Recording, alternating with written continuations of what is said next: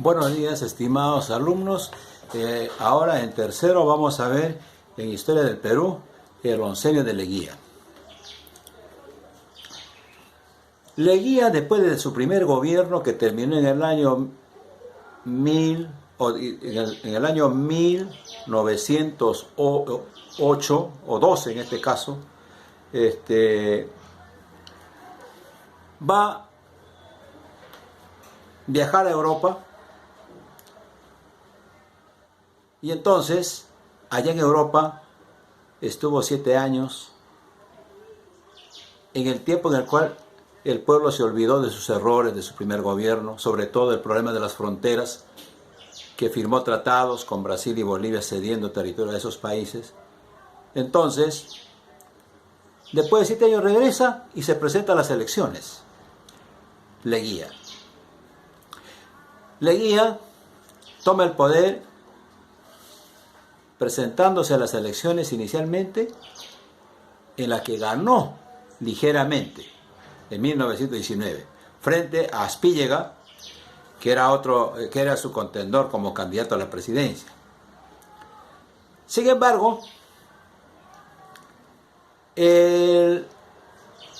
la institución, la Corte Suprema que estaba a cargo de las elecciones, estaba queriendo favorecer a Aspíllega en esas elecciones. Entonces, Leguía, al enterarse de eso, invita a los militares que le habían apoyado en su primer gobierno y da golpe de Estado. Entonces Leguía toma el poder con golpe de Estado y estableció entonces una dictadura civil-militar que representó los intereses de la burguesía esta vez, porque la primera vez que gobernó, va a gobernar con los hacendados, con la aristocracia, ¿no? Pues en este tiempo ahora se aleja de la aristocracia y va con los comerciantes. Y va a desarrollar un gobierno de 11 años, pero con apoyo norteamericano o pro-norteamericano. Entre el año 1919 y 1930 fue el gobierno de dictadura de Leguía, y entonces llegamos a un momento en el cual el contexto mundial era el siguiente.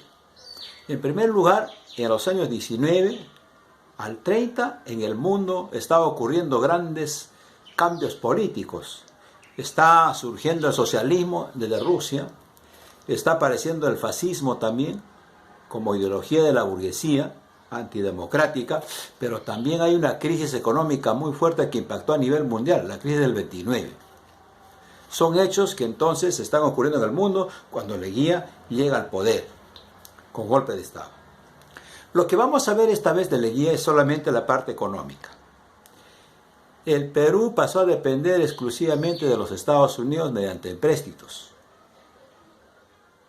Se multiplicó la deuda externa porque hizo muchos empréstitos Leguía para obras públicas, y entonces va a dar una ley de aguas para poder controlar a la oligarquía, amplió la concesión de ferrocarriles a la Peruvian Corporation por 99 años.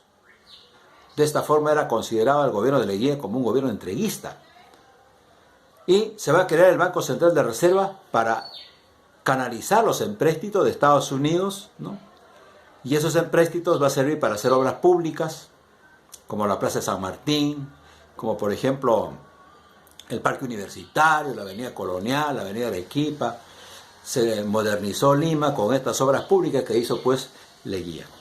Sobre este tema tan importante que aquí vamos a comenzar a explicar sobre el oncenio de Leguía, nosotros tenemos que hacernos 3 preguntas. En primer lugar, entonces, ¿qué cosa fue el oncenio? 2. ¿Por qué dio golpe de Estado Leguía si había ganado las elecciones? Y 3. ¿Para qué creó el Banco Central de Reserva? Hasta ahí llegamos, jovencitos. Muchas gracias.